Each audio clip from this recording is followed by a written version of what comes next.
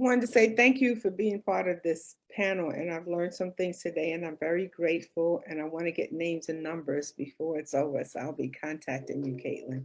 But I wanted to say two things to what Deacon Robinson said. We know from research that when people are prayed for, even when they didn't know they were being prayed for, they tend to heal faster. So we know this, and that was something that was not a quantifiable fact many years ago, but we know that, and people of color, particularly African Americans, are spiritually based. So we need to make sure that's brought into, and that's not something we're taught in the Orthodox way of learning how to be a therapist. We avoid that, but it is central to conversations with most African Americans and people across the diaspora and people of other colors. So we have to make sure that we include that. And I want to say one of the things that is changing the language, you mentioned it too, Caitlin, is not talking about cultural competency, which I talk about and have trained many people on it. What do we know? When do we learn it? But more about more cultural representation, because I think that has a different connotation. If I'm not in the room, I don't bring my information, my experience to the table. So am I diverse?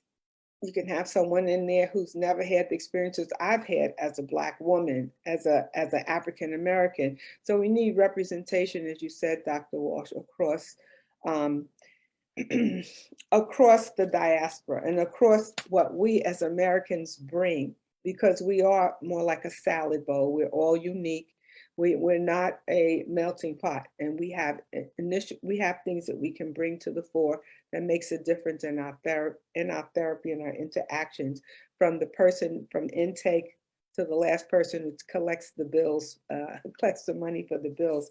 And the last thing I want to say is, to be able to do that is to make reference to what you last read or learned or mentally provided yourself in terms of nutrition and learning about people. So I'm reading two books at the same time: Caste by Wilkerson and the 1619 Project, which talks about America. We need to understand the American experience of how we look at things, how we formulated our opinions, and understand a little bit more about institutional racism to address it through our mental health and our health facilities. So I'm just thinking we might need to do more education. I'm learning things I didn't know at this point in my life, so I'm excited to share, but everybody has to come to it at their own time.